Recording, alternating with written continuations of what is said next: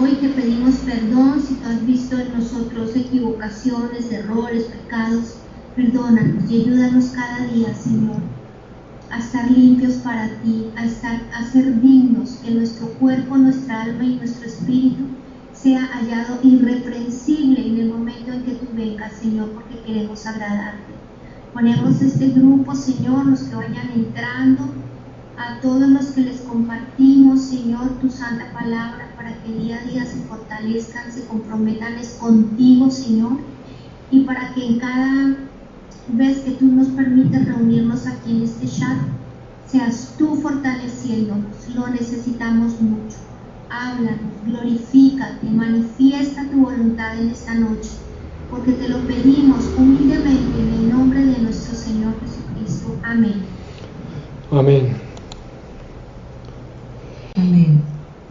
Ok, hoy vamos a ver una enseñanza que es crucial en la vida cristiana, porque precisamente es una de las primeras cosas que el diablo quiso distorsionar en la humanidad.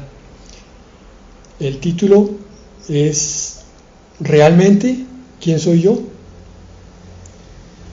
Porque crecimos con una visión distorsionada de quiénes somos.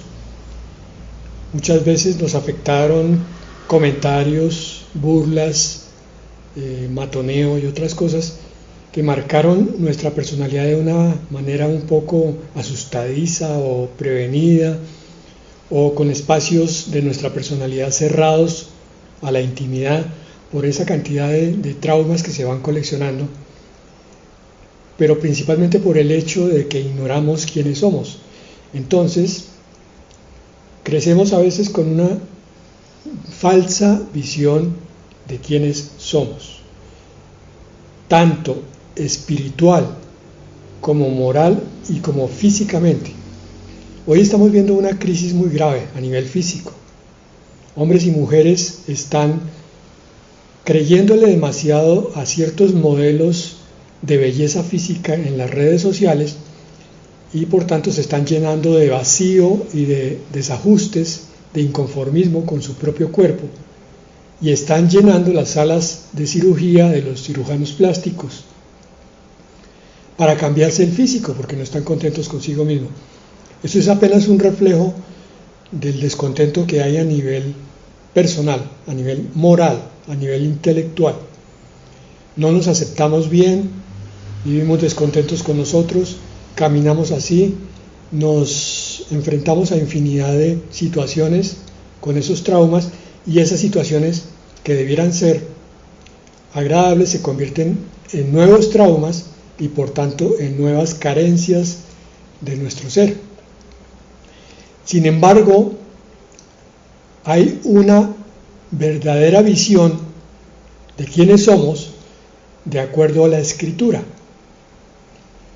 Si no entendemos esa visión de Dios, corremos el riesgo de seguir haciendo elecciones equivocadas con la profesión, en el matrimonio, con el objetivo del trabajo, con la educación de los hijos. Si no tenemos claro nuestro norte, vamos a transmitirle falsas ideas a nuestros hijos. Vamos a tener conflictos conyugales porque nuestra visión es egoísta y sesgada, muy corta. Nuestro trabajo va a ser fuente de continua insatisfacción porque lo tenemos solamente como una meta de producción, pero no nos damos cuenta que en el trabajo podemos bendecir a muchísimos. Pero sobre todas las equivocaciones, la peor de todas es nuestra relación con Dios. Cuando no tenemos una adecuada imagen de nosotros, nos acercamos a un Dios religioso, un Dios repetitivo, un Dios frío, un Dios que es juez más que padre y que nos mira con ojos muy severos continuamente en desaprobación de lo que hacemos, no porque Dios sea así, sino porque nuestra imagen no corresponde a lo que dice la palabra de Dios. Tenemos una identidad equivocada. En resumen, hay 3 preguntas que yo tengo que tener claros en mi caminar diario. ¿Quién soy? ¿De dónde vengo? ¿Y para dónde voy? Hoy vamos a enfocarnos en ese ¿quién soy? Vamos a la palabra del Señor que está en Génesis 1:26. Este es el sustento de la imagen del verdadero Hijo de Dios, del verdadero creyente. Entonces dijo Dios: hagamos al hombre a nuestra imagen, conforme a nuestra semejanza, y señoree en los peces del mar, en las aves del cielo, en las bestias, en toda la tierra y en todo animal que se arrastra sobre la tierra. Aquí hay tres palabras cruciales que debemos entender, pero lo primero que debemos entender de esta palabra es que esta es una realidad previa al pecado, a la caída del hombre. No es la realidad para la humanidad actual. No hay forma de que el ser humano tenga autoridad y poder sobre la creación con su carne, con su intelecto. Solamente yendo a Dios es que se va a encontrar cuál es la respuesta, porque la verdadera solución para este problema es: ¿qué tal un Dios que haya prometido una transformación sobrenatural de esas criaturas que hoy en día caminan con tanta miseria, con tanto peso por la vida, para mostrarles cómo fue que Él los creó inicialmente y prometerles que los iba a restaurar a esa creación original? ¿Qué tal ese Dios? Ese es el Dios de la Escritura, ese es el Dios que tenemos nosotros. Tristemente, muchísimas iglesias no descubren esto porque han creído la mentira de Satanás, que ya vamos a ver cuál es, con respecto a esta promesa, y por consiguiente muchos cristianos, aunque son buenos creyentes, están juiciosos en su congregación, continúan con una autoimagen muy deteriorada, una identidad, mejor que la palabra autoimagen, una identidad completamente salida de los principios bíblicos, una identidad pobre, una identidad que se arrastra, que se humilla innecesariamente, y aquí estoy hablando de dignidades pisoteadas, no estoy hablando de humillarse delante de Dios, dignidades pisoteadas delante de los otros seres humanos y delante de Satanás. Llega a pisotear a estos creyentes que no conocen su identidad. Entonces, hay un misterio que es el de descubrir qué significa hechos a imagen y semejanza divina. Imaginemos que de pronto la palabra nos hace ver que sin ser mejores que los demás, resalto eso, sin que tú y yo seamos mejores que el resto de la humanidad, estamos llamados a grandes cosas ahora y en la vida eterna. Pregunta: ¿cuántos creyentes verdaderos creerán esto?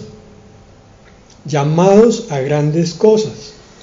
Porque yo ya veo por ahí el espíritu anticristiano que está diciendo a cada corazón: no, pero es que ese es el llamado para un pastor, para un profeta, pero no para un creyente común y corriente de banca. Pues hermanos, según esta visión, no hay creyentes comunes y corrientes de banca. Hay criaturas de Dios llamados a ser semejantes a Él. Y sobre todo el llamado es para esta vida, pero más que todo para la otra vida, para la vida eterna. ¿Tú reflejas semejanza con tu Creador? Es decir, ¿eres como un espejo de lo que es Él? Vamos a analizar esas tres palabras que están allí en Génesis 1:26. Nos conducimos de manera emocional, moral, física y verbalmente como Él. Decimos, hacemos, pensamos y sentimos como Dios. Esa sería la prueba de que estamos convencidos cuál es nuestra imagen, nuestra identidad. Pero si estamos en una congregación leyendo palabra, orando, diciendo amén y aleluya, pero seguimos pensando como piensa cualquier ser humano, seguimos sintiendo tempestades y tormentas porque nos ocurrió un hecho desagradable, porque alguien nos dijo una palabra fuerte y entonces se derrumba nuestra vida, creemos que no valemos nada. Y moralmente, cuando vemos esos ataques, decimos, no, es que Satanás es demasiado fuerte en mi vida y yo caigo ante cualquier tentación. E inclusive físicamente, cuando me enfermo, cuando tengo un accidente, me desplomo. Entonces no puedo decir que me estoy conduciendo como lo haría el Señor Jesucristo o Dios. Vamos a ver qué es lo que quiere enseñarnos el Señor hoy. Yo aspiro a que los que estuvieron juiciosos la semana pasada, oyendo la palabra sobre la gloria de Dios que Él quiere darnos a nosotros, ese brillo de Dios que es vida, que es calor y que es luz y que quiere colocar en nosotros, haya sido estudiado y meditado por cada uno de ustedes y por mí, obviamente, porque ese tema tiene que ver con el que estamos viendo hoy. La gloria de Dios, el resplandor, el brillo de Dios quiere mostrarse a través de ti. Pero si tú no entiendes qué es lo que Dios quiere hacer, porque no has entendido tu identidad, entonces se está perdiendo el tiempo y podemos pasar congregando nosotros 10 o 20 años y no llegaremos a ese plan de Dios para ti, ahora y para la eternidad. Nos decía la palabra en Génesis 1:26, repito, entonces dijo Dios, y toda palabra de Dios se cumple. Lo que sale de la boca de Dios es lo que debe alimentar tu vida, no lo que te diga Satanás a través de sus esbirros, a través de sus esclavos que vengan a menospreciarte, y tampoco a través de tus propios pensamientos contaminados con el pensar del mundo, donde a veces te muestras muy orgulloso, pero otra vez te desplomas porque dices yo no valgo nada, yo no soy capaz, yo no puedo, Entonces dijo Dios, lo dijo en el pasado, hagamos al hombre a nuestra imagen, primera palabra, conforme a nuestra semejanza, segunda palabra, y señoree. ¿En dónde? En la tierra.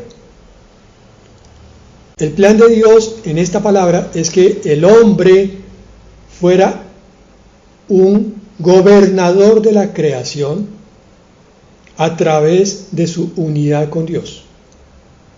No es que el hombre haya recibido un poder que lo convierte en una especie de Superman y salvador de la tierra. Ese es el gran error que se predica hoy en muchas partes. Vamos a ver eso en profundidad. La palabra imagen en hebreo es selem, que significa ilusión, parecido o figura representativa. Entonces cuando el Señor dice hagamos al hombre a nuestra imagen, está diciendo voy a hacer a cada hombre parecido a mí en ciertos aspectos, ya vamos a ver cuáles, y como figura representativa de mi autoridad y de mi poder en la tierra.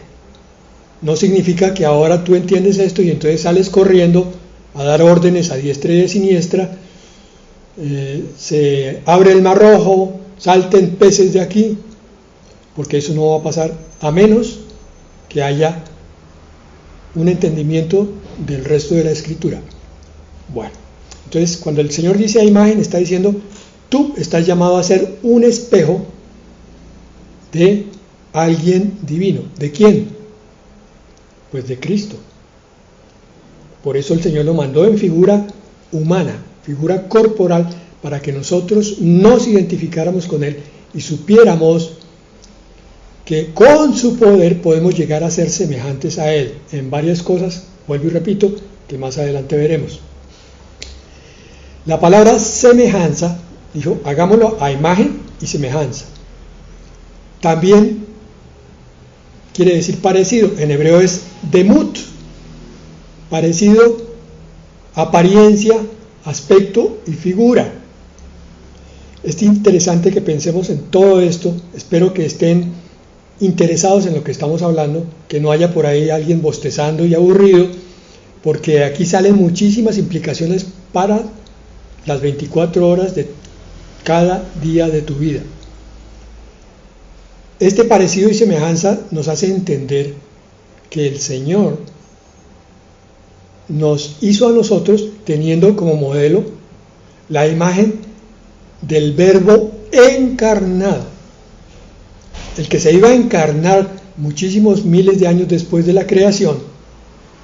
Ya estaba en la mente de Dios, ya había visto la figura corporal del Verbo en Jesucristo, y entonces dijo: hagamos al hombre a la imagen, a nuestra imagen y a nuestra semejanza. Físicamente, dirás tú, pero no solo eso, también es moral, es espiritual, es intelectual y es emocional. No sé si lo dije, lo acabo de decir. Si no lo dije, lo estoy aclarando en este momento. Tus emociones. ¿Por qué estoy insistiendo tanto en la parte emocional? Porque he visto muchos cristianos arrastrados por sus emociones. Están deprimidos, entonces pierden el norte. Están furiosos, entonces se salen de la palabra, pierden la mansedumbre, pierden la paciencia y su vida se convierte en un caos. Es a imagen de Jesucristo. Él a veces tomó con fuerza las cosas, hizo un látigo y sacó a los mercaderes, pero él trataba siempre con justicia, con mansedumbre y con misericordia. Y a esa imagen y a esa semejanza el Señor le va a dar señorío. La palabra señorear es radá, que quiere decir estar a cargo, dirigir o mandar. Entonces, lo que habíamos hablado al principio es cierto. El Señor nos hizo a su imagen y semejanza para que tengamos autoridad sobre la creación. Eso incluye a los animales, incluye a Satanás y sus huestes. Por tanto, nos incluye a nosotros mismos autoridad sobre nuestras emociones, sobre nuestro pensamiento. Eso es lo que se llama autodisciplina o templanza. No hay vida cristiana adecuada si el cristiano no tiene autodominio. Entonces, debemos entender esto muy claramente. 2 puntos. Lo que voy a decir es lo que debemos entender muy claramente. Semejantes a Dios dentro de la verdad de la Escritura. Oigan bien, no es que entonces nosotros seamos dioses. No es como Satanás dijo a Adán y a Eva en el paraíso: y seréis como dioses, les dijo, cuando conozcáis el bien y el mal, seréis como dioses. Y lo sigue diciendo al oído de cada uno de los pastores, de los predicadores, de los líderes cristianos y de cada humilde ovejita que llega a la iglesia. Si usted se vuelve cristiano, entonces va a tener un poder con el cual va a manejar las cosas, y nosotros nos tragamos esa herejía y entonces empezamos a ponerle la Biblia por la cabeza a los demás, porque creemos que así es como se ejerce el poder. Y no nos damos cuenta que primero tiene que haber una transformación interior, completa, para que entonces estemos dispuestos y listos para recibir ese poder que va a salir hacia bendición de los demás. Vamos a mirar varios versículos con respecto a esto. Vamos a insistir en un punto. El poder que Dios le da al hombre está basado en la humildad bíblica. Salmos 100, versículo 3. Reconocer que el Señor es Dios, Él nos hizo y somos suyos. Otra versión dice, y no nosotros a nosotros mismos. Somos su pueblo, ovejas de su prado. El centro de esta verdad es que si yo no reconozco que Dios es mi Dios y que todas las cosas son de Él, yo puedo decir, fuera en el nombre de Jesús, salga esa enfermedad, y de pronto se produce una sanidad, pero que no viene de Dios. Porque en mi soberbia, en mi orgullo, en mi prepotencia, en mi deseo de ser visto por un público, estoy llamando a espíritus inmundos que sí, van a ser sanidades, pero no de Dios. Sanidades que a largo plazo se convierten en maldiciones. Porque no estoy reconociendo a Dios. Este es el problema de la iglesia del siglo XX. La iglesia se llenó de una búsqueda afanosa del poder de Dios, pero sin el quebrantamiento del espíritu necesario. La humildad, la subida a la cruz, para que entonces el poder de Dios pueda canalizarse a través mío, porque el poder no es mío, el poder es de Dios. Pasa a través mío, como si yo fuera un conductor, un teléfono. Romanos 11:36, versículo central, y alguna vez discutimos este pasaje, ya hace algunos años. 11:36 de Romanos, grábenselo por favor, porque de Él, y por Él, y para Él son todas las cosas. A Él sea la gloria por los siglos, amén. Recuerden ustedes que el Señor decía, yo no doy mi gloria a nadie. Por eso dice aquí, a Él sea la gloria porque de Él, por Él y para Él son todas las cosas. El poder es de Él, es por Él y es para Él. Quiere decir que si yo estoy buscando, siento en mi corazón que se desarrolle el don de sanidad, yo tengo que entender que esa sanidad siempre proviene de Dios, no de lo que yo diga o de lo que yo haga, porque si es de lo que yo diga, entonces me voy a parar con una soberbia a declarar, yo declaro sanidad, sal, espíritu inmundo, y el diablo se está riendo, no sabe que me está sirviendo a mí y no a Dios, porque yo no he reconocido que todas las cosas, todas, son de Él. Eso se llama humildad. Tus ojos, tu lengua, tus manos, tu hablar, tu pensamiento, tu intelecto, tu vestido, tu salud, tu casa, tu familia, tu trabajo, tu dinero, todo, quítale ese tú y ponle, es de Dios. Y entonces estarás conforme a la Escritura y estás en el camino de encontrar la semejanza con Dios y por tanto que Él manifieste su poder. Hechos 17:25. Ni es honrado por manos de hombres como si necesitase de algo, pues Él es quien da a todos vida y aliento y todas las cosas. Yo creo que este ha sido el gran pecado de la iglesia. Pensar que si yo estoy en la doctrina adecuada, con la Biblia adecuada, con el pastor adecuado, entonces todas las cosas se me van a dar como bendición. Y se me olvida que yo puedo estar en la mejor iglesia, con la mejor Biblia y el mejor pastor, pero sin Dios. Pues Él es quien da a todos vida y aliento. Cuando estés oyendo una predicación, piensa en Dios. La enseñanza es sobre Dios y sobre la palabra de Dios. Pero a veces se nos va a Dios. Pensamos en todas las otras cosas que nos convienen, pero no en darle la gloria. Da vida, aliento y todas las cosas. Fuerza, aliento. Y 1 Corintios 8:6. Estamos tratando de probar que es necesario primero ser quebrantado y transformado, haber subido a la cruz para que entonces el Señor nos considere dignos portadores de sus bendiciones, de su gloria, de su poder. 1 Corintios 8:6 dice, para nosotros, sin embargo, solo hay un Dios, el Padre, del cual proceden todas las cosas, lo mismo que Romanos 11:36, y nosotros somos para Él, lo mismo que Romanos 11:36, del cual proceden todas las cosas, y nosotros somos para Él, y un Señor Jesucristo por medio del cual son todas las cosas, y nosotros por medio de Él. Nosotros somos por medio de Jesucristo. Nuestra espiritualidad, nuestra virtud, nuestra santidad no depende de que nosotros seamos suficientemente buenos.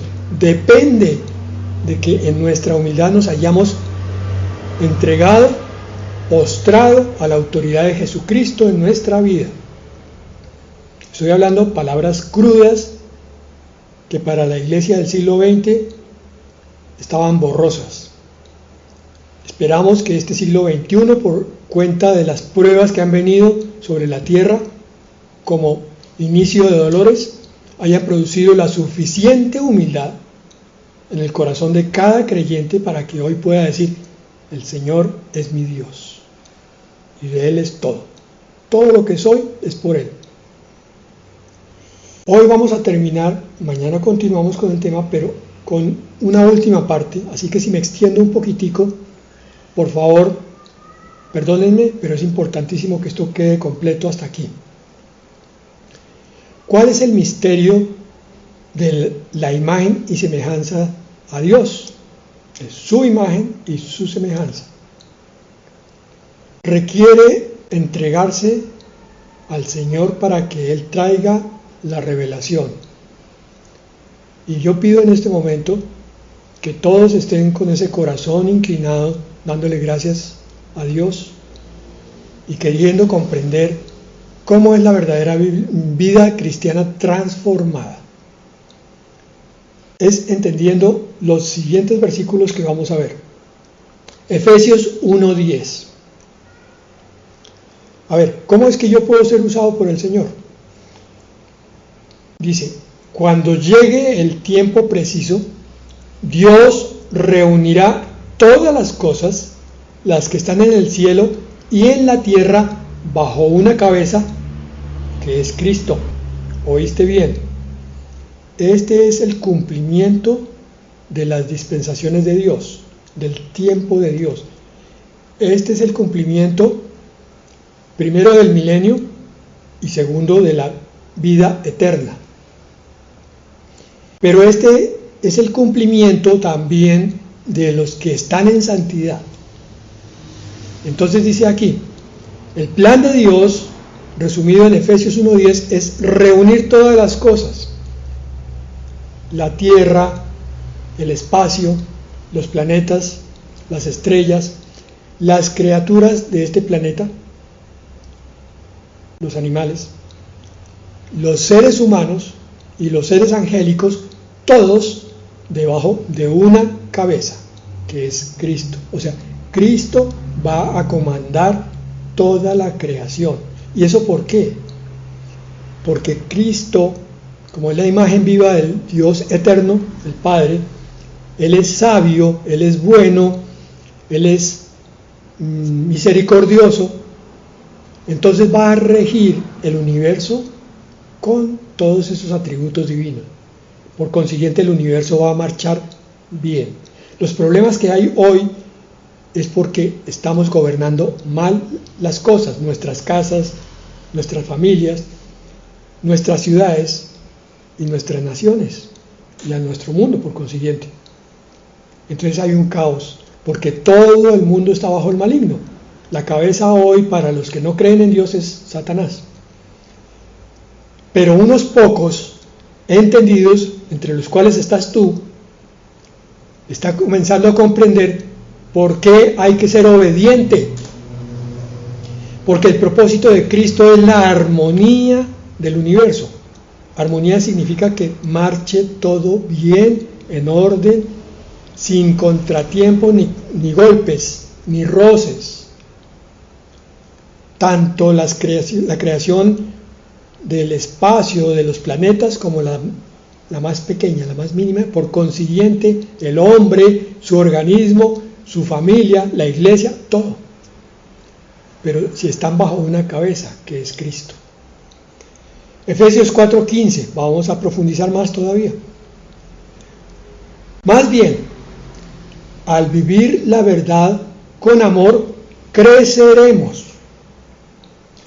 Cada vez que tú te reúnes alrededor de la palabra, que es la verdad, y la quieres aplicar con amor, que es de Dios, entonces vas creciendo en esa sabiduría y en ese entendimiento. Y entonces dice a continuación, cada vez seremos más semejantes en todo a Cristo, que es nuestra cabeza. A ver, entendamos ese versículo. Al vivir la verdad con amor, es decir, al poner la palabra en acción, con amor, el amor que es paciente, que es sufrido, que todo lo espera, que todo lo cree, ese amor, entonces vamos creciendo, vamos esperando que cada uno crezca a su ritmo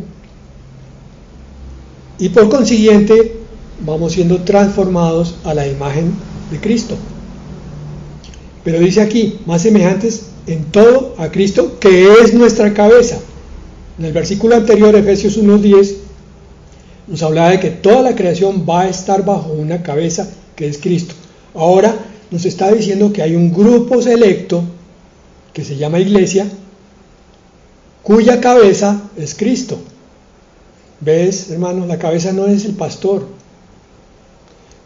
Ni siquiera la cabeza es la palabra mal entendida. La cabeza es Cristo. Tú tienes que llevar la palabra a la presencia de Cristo para que Él, que es el que tiene los pensamientos, del cual salió la palabra, te la explique, te la ilumine, la revele en tu corazón, para que seas cada vez más semejante, más manso, más noble, más perdonador, más armonioso, más controlador de ti mismo, autodisciplina, con más fe, con más paciencia. Bien. Efesios 5:23, porque el esposo es cabeza de la esposa, de la misma manera que Cristo es cabeza y salvador de ese cuerpo suyo, que es la iglesia. Creo que ya estamos empezando a entender. Ojalá estés en la sintonía con el Espíritu Santo para que empieces a pensar. Un momento, estoy empezando a entender. ¿Cuándo es que yo tengo la semejanza con el Señor? ¿Cuándo estoy siendo su imagen? Cuando yo dejo que Él sea la cabeza. Y si yo soy parte de su cuerpo, porque la iglesia es el cuerpo de Cristo, entonces yo soy uno de sus miembros, o la mano derecha, o la mano izquierda, o la lengua, o el ojo, o cualquier otro órgano. En un cuerpo, todos los órganos, todos los miembros son necesarios, absolutamente todos. Pero la mano derecha se parece un poco a la izquierda, pero no son iguales. Cada una tiene una función diferente. El oído tiene una función y la boca tiene otra. Yo tengo que encontrar mi identidad dentro del cuerpo de Cristo para saber cuál es la función que Dios quiere que yo desempeñe como parte de ese cuerpo. Y entonces, cuando me sienta parte del cuerpo de Cristo, ahí sí el Señor va a mandar sus pensamientos y sus órdenes desde la cabeza hasta mí, que soy miembro, y yo voy a poder cumplir su poder, porque me va a decir, extiende la mano para que sanes a tu hermano. Yo entendí la orden y con toda la humildad le digo, sí Señor, tú eres mi cabeza, ordena que pase ese poder sanador tuyo desde tu cabeza por todo el brazo hasta mi mano, y que mi mano sea apenas un transmisor de tu poder que es tuyo, porque todas las cosas son de ti, por ti y para ti. Ah, ya estoy entendiendo. Entonces no se trata que el pastor invite a los miembros al púlpito y vamos a ungirlos con el poder del Espíritu Santo, el poder sanador o el poder profético. No importa que ustedes no sean transformados por dentro, no importa, es con mi unción, dice el pastor. Y eso se vio así, por todos lados. Y todo el mundo buscaba el poder de Dios y no lo encontraban. Encontraban otros poderes, pero no el de Dios. Porque no había sido puesto como la cabeza, y la cabeza es la que manda. 2 versículos más y terminamos. Colosenses 2:10. Miren, este es crucial, el que viene. Colosenses 2:10. Y ustedes, se refiere a la iglesia, al estar unidos a Él, aquí unidos a la cabeza, están llenos de esa plenitud. ¿De cuál plenitud? De la de Cristo. Están llenos si están unidos, si se dejan gobernar por la cabeza. Además, Él es la cabeza y tiene autoridad sobre cualquier principado o potestad. Entonces no es que yo eche demonios porque tengo la unción, porque pertenezco a la iglesia del pastor tal que es famoso. No. Es si yo soy humilde ante Dios. Señor, tú eres mi cabeza. Lo que tú digas, eso haré. Y ahí tenemos el problema del siglo XX y ahora del siglo XXI. Hijos de Dios, tenemos que ser cada vez más obedientes a la cabeza para que entonces la gloria de Dios se exprese. Quizás por eso no la hemos visto, por nuestra rebeldía y nuestra desobediencia. No, yo soy cristiano, yo me congrego, yo leo la Biblia, pero seguimos desobedeciendo. Y el último versículo, aquí se empieza a referir a los que no creen en Dios. Entonces dice Colosenses 2:19. Sin embargo, ellos allá no están conectados a Cristo la cabeza. Hablando de los incrédulos. Pero yo me pregunto, ¿cuántos que están dentro de la iglesia tampoco están conectados a Cristo que es la cabeza? Continúa el versículo, a la cual nosotros, y ahí se incluye entre los obedientes Pablo, que formamos su cuerpo si estamos unidos. O sea, la verdadera iglesia de Dios, no la iglesia X, Y o Z, sino la verdadera iglesia espiritual. Quiere decir que unos de la iglesia X, otros de la iglesia Y y otros de la iglesia Z están en la iglesia universal, pero no todos. Repito, sin embargo, no están conectados a Cristo, aquellos de afuera, la cabeza, a la cual nosotros que formamos su cuerpo sí estamos unidos. Y lo estamos por medio de fuertes junturas y ligamentos, con lo cual crecemos a medida que Dios nos nutre. ¿Se acuerdan de la enseñanza de la vid verdadera de Juan 15? Apartados de mí, nada pueden hacer. Pero si están unidos a mí, pidan lo que quieran y se les dará. Unidos a Él como la vid verdadera significa que Él tiene que pasarnos el alimento, la savia, y es lo que está diciendo aquí. Unidos a Él por fuertes ligaduras. ¿Qué es la ligadura que nos ata a Dios? Pues la palabra que va formando en nosotros la autodisciplina, la fe, la confianza y todo lo demás. Entonces ya nos aferramos a Dios como la única fuente de nuestra vida y de nuestra esperanza, y por eso termina diciendo, con lo cual crecemos a la medida de Cristo, a medida que Dios nos nutre. Esto es completamente cierto porque es palabra de Dios. El cristiano, entre más espiritual, se siente más fuerte y más alimentado. El cristiano, entre más carnal, se siente menos alimentado y menos fuerte, débil. Todas las cosas llegan y lo vapulean, lo azotan. Las tempestades de la vida, los demonios, los miedos, las prevenciones, las enfermedades, todo lo asusta, porque no está unido a la cabeza. Conclusión, Dios quiere expresarse como cabeza que ordena en tu vida, a través de ti como miembro de su cuerpo. Entonces, ahora sí ya entendemos el pasaje de Génesis. Cuando yo estoy fuertemente unido a la cabeza, ahora sí puedo decir que estoy a imagen y semejanza de Dios, de Cristo y del Espíritu Santo, y que por tanto, ahora sí puedo tener autoridad, aunque no me va a ser restaurada en totalidad, sino hasta el milenio, o hasta que sea glorificado. Ya empiezo a tener autoridad para echar demonios, para sanar, para que mis oraciones sean contestadas. Voy a ver cómo ahora sí, rápidamente el Señor, porque estoy dentro de su voluntad, empieza a responder lo que yo le pido. Mañana continuamos, hermanos, como les dije, con la conclusión, que es la parte que vamos a mirar de la transformación interior. Padre, te queremos dar gracias, Señor, porque tú siempre vienes con la luz de tu verdad a iluminar nuestra confusión y oscuridad. Padre, te pedimos perdón por toda nuestra rebeldía, Sánanos de eso, Señor. Por toda nuestra desobediencia, Padre. Que podamos decir de todo corazón, amén, siempre, a toda tu palabra. Cualquier palabra que tú nos des, que sea un amén, Señor.